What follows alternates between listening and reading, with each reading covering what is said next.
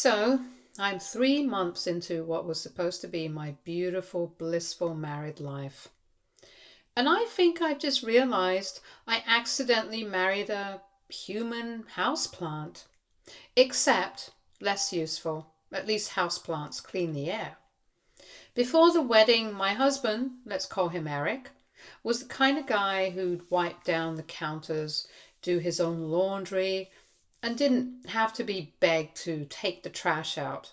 He was never overly domestic or anything, but he definitely pulled his weight. I liked that about him. I thought, hey, we're building a partnership here. Marriage will be a team effort. Equal parts love, chores, and work. I now realize that man was a mirage. 3 weeks after our wedding, I noticed Eric had gotten unusually comfortable on the couch, like permanently fused to the cushions, comfortable. It started small. He'd forget to load the dishwasher. He'd leave socks on the floor like they were decorative art pieces. He'd wait until the laundry was so high it looked like a mountain range before even mentioning doing a load. At first, I chalked it up to post-wedding adjustment. I was still glowing from the honeymoon and deep in Pinterest boards about cozy couple meals and seasonal throw pillows. I figured we'd find a rhythm. But instead of finding a rhythm, Eric found a new favorite phrase. I think my back's acting up again. This man started claiming chronic pain like he'd been through 10 years in the UFC ring. Back pain, joint pain, something about nerve compression. Some days it was migraines. Other days it was an invisible pain that flared up just as he passed the sink full of dirty dishes. I tried to be understanding, I really did. I asked if he wanted to see a doctor. He said he'd think about it. I offered to schedule a physical therapy appointment. He said he didn't want to rush into unnecessary treatments. I even offered to go with him. He said, and I quote, I know my body better than anyone. Cool. Then maybe he could explain why his chronic pain mysteriously disappeared whenever his friends invited him to play football at the park every Saturday morning. Yes, football. A man who groaned like an 80-year-old getting off the couch when I asked him to help fold a blanket somehow had the agility to do sprints and tackle drills with his buddies, and he'd come back smiling, energized, and with zero complaints. Until, of course, he saw a vacuum in my hand. Then suddenly his sciatic nerve would stage a rebellion. I was biting my tongue so hard I could have filed a medical claim for myself. The tipping point? He quit his job. No warning, no conversation, just walked into the kitchen one morning while I was trying to get out the door for work and said he couldn't do it anymore. The pain was too much. The stress was crushing his nervous system. He needed a break, a long one. I just stood there holding my coffee like it might explain the plot twist that was my life. I asked if he had a plan. He said yes, to recover. I asked how we were going to pay rent. He said, we've got your income. We, as in I'd work a full-time job, pick up every chore in the house, cook every meal, pay every bill, all while he recovered from a condition he hadn't even seen a doctor about. When I pointed that out, he got offended, said I wasn't being supportive, that I didn't understand what it's like to live in a body that's betraying you. Sir, the only betrayal happening here is what you're doing to logic and basic adulthood. And it's not that I don't believe in chronic pain, I do. I've seen what it looks like. I've had friends who've dealt with debilitating physical conditions, and they fought like hell to maintain independence. They wanted answers, treatments, clarity. Eric wanted an Xbox. He now spends his days rotating between the couch, the fridge, and whatever online game has him yelling into his headset like a grown toddler.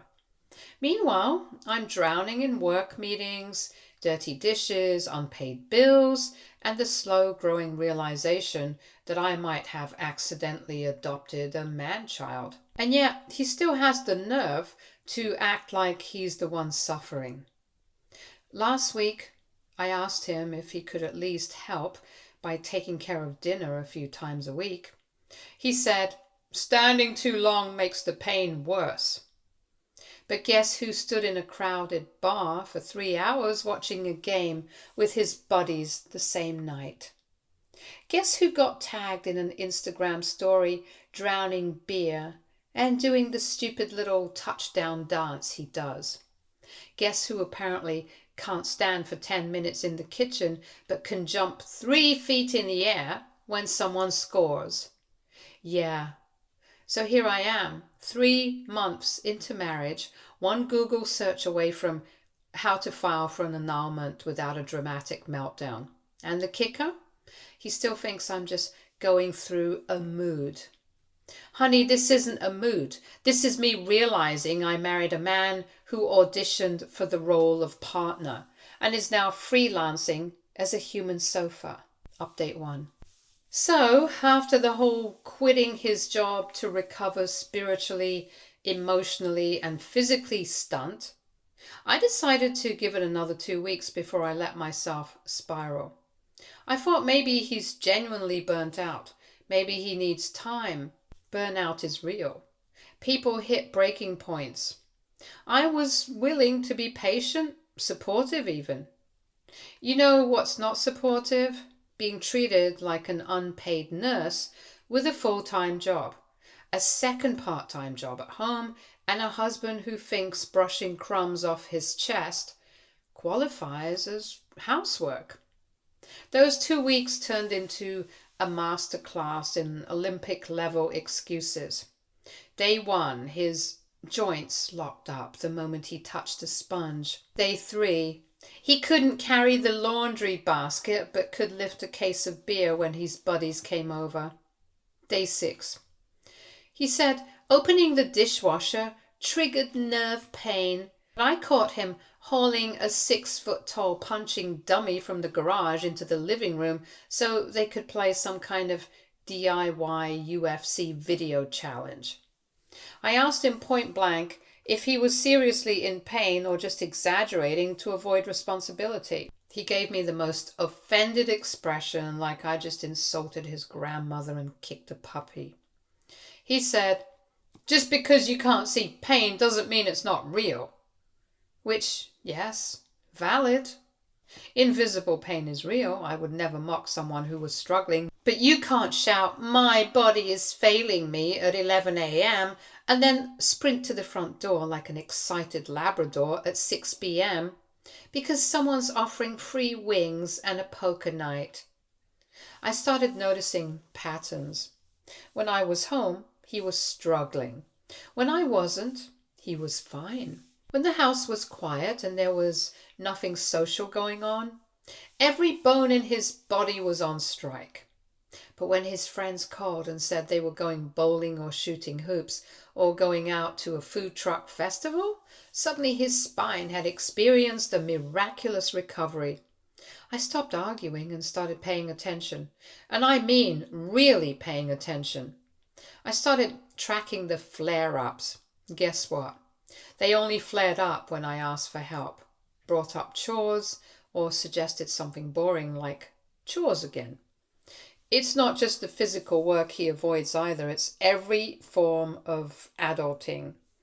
Bills, I handle them. Groceries, I plan and buy. His health insurance, the one he's supposedly going to use for his treatment, I had to remind him to renew it before it lapsed. The man won't even refill the toilet paper roll. The toilet paper. How do you sit there, use the last of it, and then walk away like you weren't involved? He's taken learned helplessness to such an advanced level, I think he deserves a certificate. And the wild part? He keeps doubling down. I finally snapped one night when I got home late after a 10-hour shift. walked into the kitchen and found dishes stacked so high they were touching the bottom of the cabinets. I asked what happened. He looked at me dead serious and said, "I was going to do them, but I didn't want to push my luck with my wrist today." I stared at this man, sitting on the gaming chair we both know he assembled himself just 3 weeks ago with 0 complaints. And I realized he thinks I'm an idiot. He genuinely believes he can ride the pain excuse until I either get bored or so guilt-ridden that I take on his share permanently. Spoiler alert, I'm not that wife. I started asking him about doctor visits. I offered to go with him again. He said he'd look into it. I told him I'd help find a pain specialist. He said he didn't want to waste the money unless it was serious. Oh, so it's not serious. Then why are you unemployed? Why can't you unload the dishwasher? Why are your friends calling you the MVP of their weekly soccer game? The worst part is, he thinks he's got me trapped in this ride or die zone where I'll keep enabling his behavior out of guilt or loyalty or I don't even know, some deep unspoken vow of martyrdom. I didn't sign up to be a caregiver. I didn't marry him thinking I'd be footing the bills while he flexed his soccer muscles with his boys and turned into a fully grown child at home. And now the resentment, it's not creeping, it's sprinting. It's waking up with a clenched jaw and going to bed wondering how much worse this could get if I don't say anything. And when I did start saying things, calmly, directly, firmly, you'd think I was torturing him. Suddenly I was nagging. Suddenly I didn't trust him. Suddenly I was the villain. So here's where I'm at. 3 months into marriage, and I feel like I'm in a one-sided situationship with a man who used marriage as his retirement plan. And let's not even talk about intimacy, because let's be real, when someone has enough stamina to run after a soccer ball for 2 hours, but conveniently aches too much to even hold a conversation with you by dinner time, it's not pain, it's priority. I'm not dumb. I see what's happening. And he's about to see what happens when I stop being polite and start being done. Update 2. After weeks of quietly stewing in resentment and watching my so-called husband become the king of convenient chronic pain, I finally decided to stop playing his game.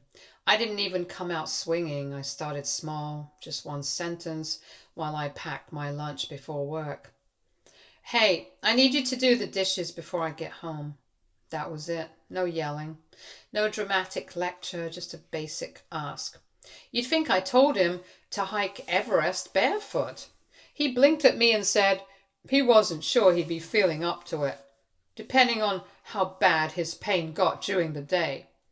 I nodded, smiled and said, "If you're well enough to hang out with your friends for 3 hours tonight, I think you can handle a few plates." And I walked out. When I got home, sink still full, house still a mess, husband nowhere to be found. Instead, I found a note, a literal handwritten note on a napkin like we were in a rom-com, except without the romance. The note said he needed space to think because he felt pressured and emotionally unsupported. Oh, and that he'd be staying over at his friend Caleb's place for the night. You know, the one with the pool table and the extra fridge full of beer. At first I laughed and then I got mad. Then I laughed again because, was he serious? He ditched me and the entire house because I asked him to do dishes like a functioning adult. Spoiler alert, yes, he was serious. The next morning he came back around noon. I was working from home that day and didn't even look up when he walked in. He sat down across from me, all broody and dramatic, like he was about to break up with me on a reality show. He said we needed to talk. I told him to make it fast because I had a client call in 10.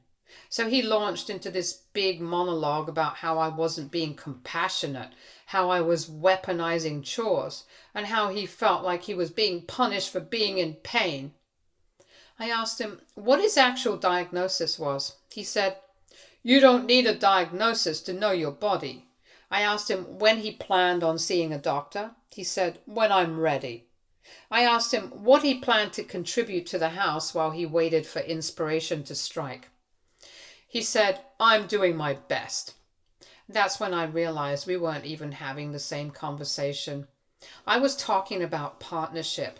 He was talking about comfort. And not my comfort, obviously his. So I did what any sane person on the verge of setting fire to her patience would do. I made a chart. Yes. A literal color-coded adulting chart. Not to be petty, but because I needed the visual proof that I wasn't imagining things, I listed every chore in the house. Cleaning, laundry, groceries, trash, cooking, pet care. Yes, we have a dog, and guess who feeds her 100% of the time? And then marked down how many times each of us had done it in the last 4 weeks. Guess what his column looked like? A clean slate. And not in a good way. I showed it to him, no yelling, no guilt tripping. He called it humiliating. I called it informative. That's when I told him, I'm done carrying this entire marriage on my back while he gets the fake cry about pain and then go bowling 2 hours later. I told him if he wanted this to work, he needed to either get real medical help, start contributing again, or we were going to have to reevaluate our relationship. And here comes the kicker. He accused me of threatening him. No, babe, I'm not threatening you. I'm just done playing Stepford wife to someone who treats me like a live-in assistant with a debit card and a pulse. He stomped around like a toddler, said I didn't respect what he was going through, and then disappeared into his man cave, aka the spare room with his gaming setup for the next 6 hours. And when I say disappeared, I mean literally didn't speak to me until dinner, at which point he came out, asked if I was cooking anything, and then got mad when I said nope. Figured your pain was manageable enough to fry an egg. Apparently sarcasm is abusive now. That night I slept like a rock in the guest room. The next day I wrote down a list of new house expectations and stuck it on the fridge. Trash. Every 2 days, rotate or take it out. Dishes. Whoever didn't cook does the cleanup. Groceries. Shared responsibility. Laundry. Do your own. Bills. Let's revisit splitting expenses if one of us isn't working. And at the bottom I added one bold sentence. If this feels like too much, maybe marriage isn't for you. He hasn't said a word about the list. But the next day I noticed the trash was still overflowing, the sink was still full, and his game controller was back in his hand while I was cleaning around him. And his game controller was back in his hand while I cleaned around him like an unpaid maid. So I stopped. I stopped cleaning, I stopped cooking, I stopped asking, and now I'm just watching because I'm starting to think this isn't laziness or burnout or even pain, it's entitlement. And I'm not about to sacrifice my sanity for someone who thinks he deserves applause for heating up frozen pizza while I work double shifts to keep us afloat. This wasn't the dream. This wasn't the partnership I signed up for. And if this is what forever looks like, he can keep it. Update 3. The first time his friends saw the real him, the version I deal with at home, was when they came over for game night and found out the snacks weren't magically appearing on the table anymore. Usually I'd prep everything, drinks, chips, pizza, maybe even wings if I felt generous. I used to think it made me a good host. Now I realize it just made me an unpaid event planner for a bunch of grown men who all think wiping the counter means the house is clean. So this time I did nothing. Not a bowl of peanuts, not a can of soda. Just sat in my room and let them walk in to a grown man-child pacing around the kitchen like a sitcom character whose wife had suddenly vanished. I could hear him whispering to Caleb, "She's been acting weird lately, probably stressed at work." Caleb responded, bless him, by asking why Eric couldn't just order a few pizzas like a normal adult. And the silence that followed? Beautiful. I came out around 8 p.m., made myself a sandwich and went back to my desk. No eye contact. No small talk. Just passed by like a ghost in my own home. One of his friends actually stopped me and said, "Hey, everything okay between you two?" I said, "Yeah, I'm just giving him space to explore the joys of unpaid labor." Then walked off.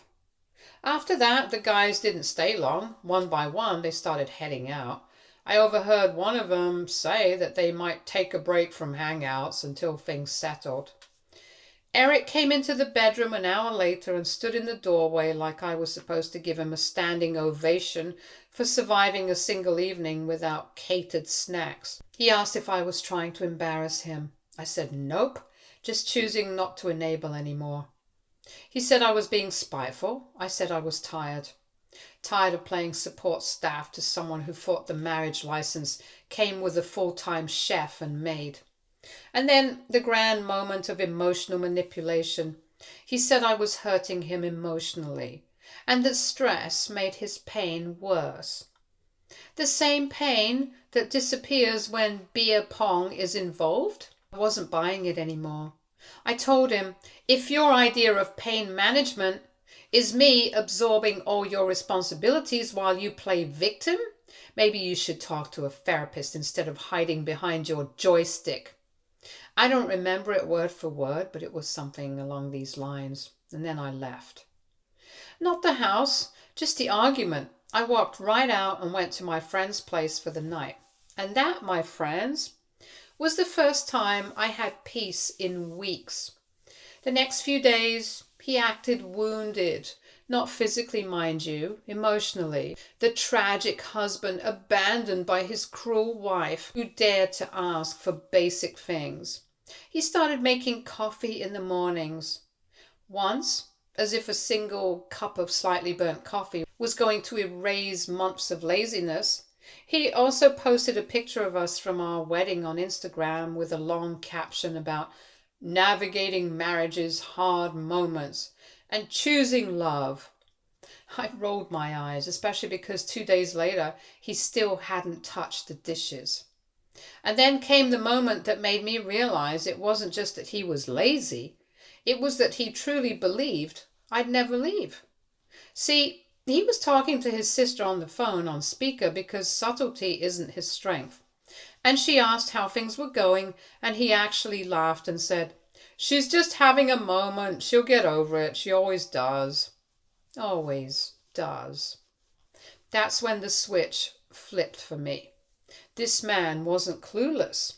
He was counting on me being too tired, too soft, or too committed to our vows to walk away. He was banking on guilt, the social pressure, the hope that love conquers all, even chronic laziness wrapped in fake pain. Well, I had news for him. Love does not conquer disrespect. I started making important moves but kept it quiet. Separate savings, copied every document, talked to a lawyer, didn't file, not yet, but I needed to know my options. Because I didn't want to wait for year 2 or year 5 to realize I'd built a life around someone who saw me as an unpaid service provider. And then came the cherry on top. One of his friends, bless his bold heart, reached out to me privately and said, "I know it's not my place, but we've all noticed Eric seems fine when we're out. Is he really sick?"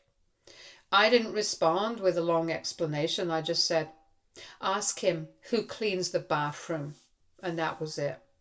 Word travels fast, and now the man who once bragged about being the laid-back husband who lets his wife take the reins is starting to see the sympathy dry up.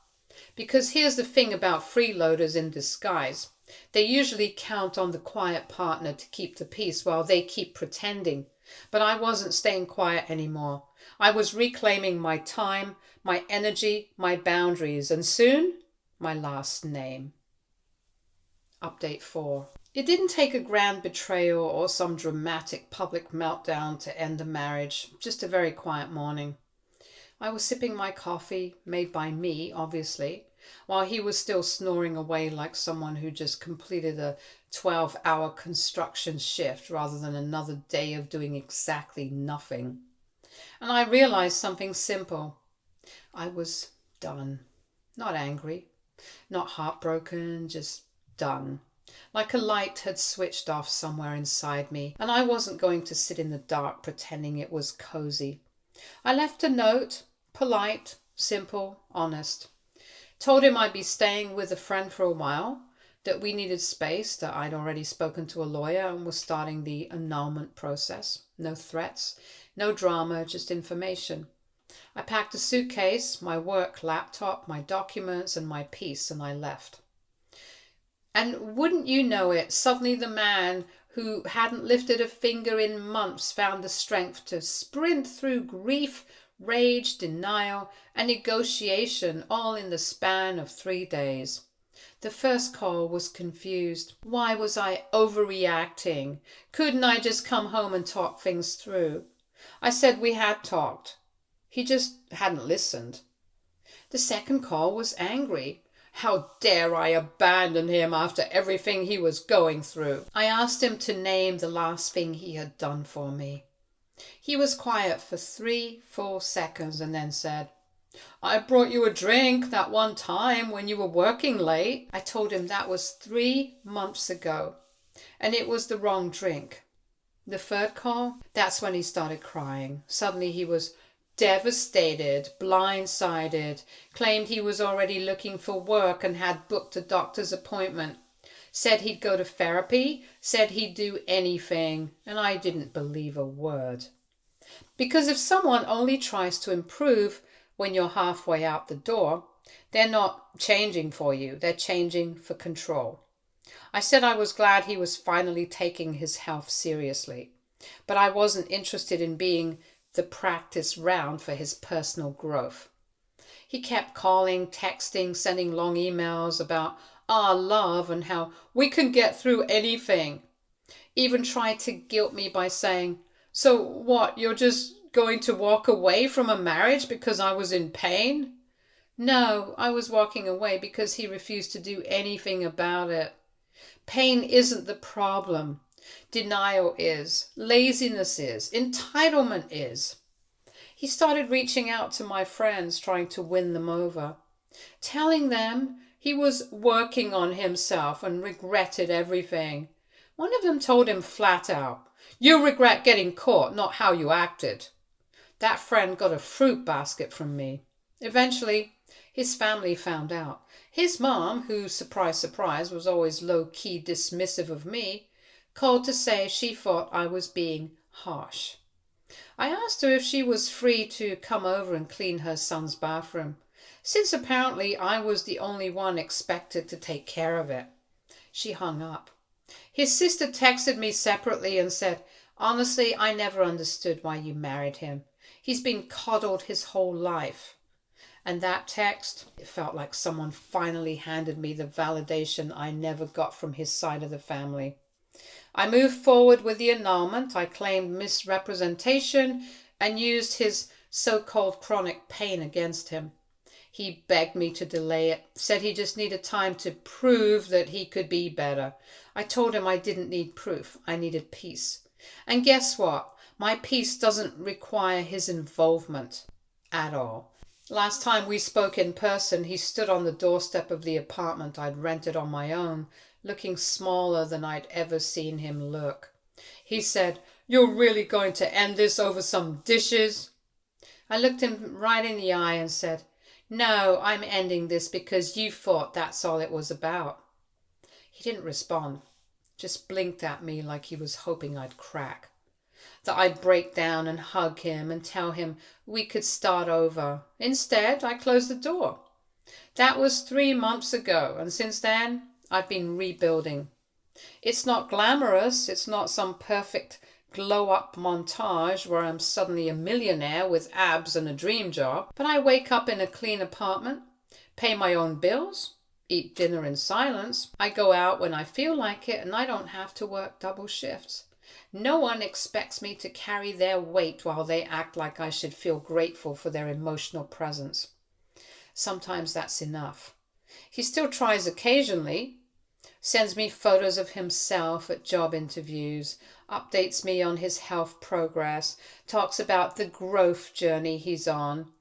But I stopped replying because closure doesn't come from watching someone finally realize your worth. It comes from knowing you never needed them to see it in the first place. Update 5. It's been a year since I walked away from the man who thought marriage meant never lifting a finger again. A full calendar year of not being someone's babysitter with benefits, of not being guilt-tripped every time I asked for help with a trash bag. And you know what? I don't regret a second of it. I've moved into a smaller place, just enough space for me and my dog. Yes, I took the dog. No dishes sitting out for days, no passive-aggressive, "I'll get to it" comments.